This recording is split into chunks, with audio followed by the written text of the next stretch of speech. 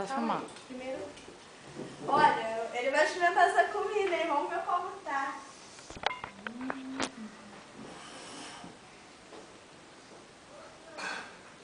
Prova e fala como é que tá, hein?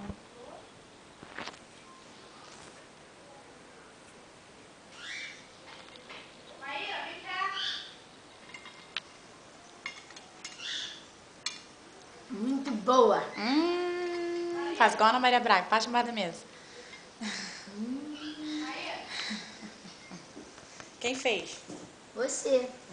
Você quem? Pode falar. Maíra. Filma. Ó o pratão de peão. É brincadeira, tá, Marinha? Nossa, eu acho que vou até deixar o meu arroz de lado, olha isso. Tá soltinho, bem gostosinho. Macarrão eu ajudei a fazer também, hein? Foi sozinho. Ajudou o quê? Botar água pra ferver. Ó, ajudei a botar água pra ferver. Peguei as coisas pra botar no molho e tivemos a ideia juntas. Isso aí. Mas agora eu vou comer. Taran, taran.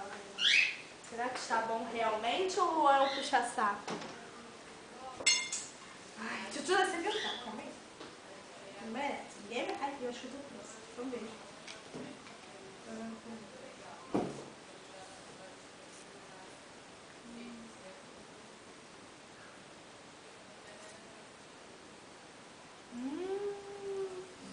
Eu disse. Magnífico.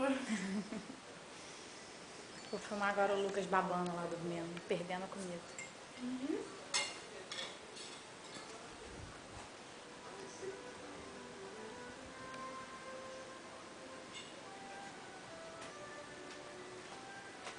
Tá escuro.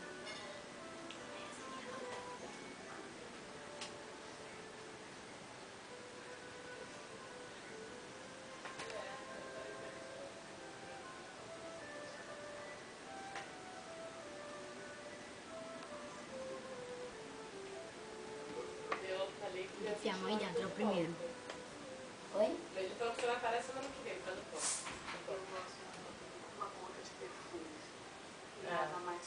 Bom, então a gente vai se falando, eu vou tentar descobrir quem me ligou. Tá bom. Para dar um tchauzinho. Tchau. Tchau, dá tchau comigo. Dá tchau comigo. Fala assim. Adeus, vou para a barriga da Luna. Tchau.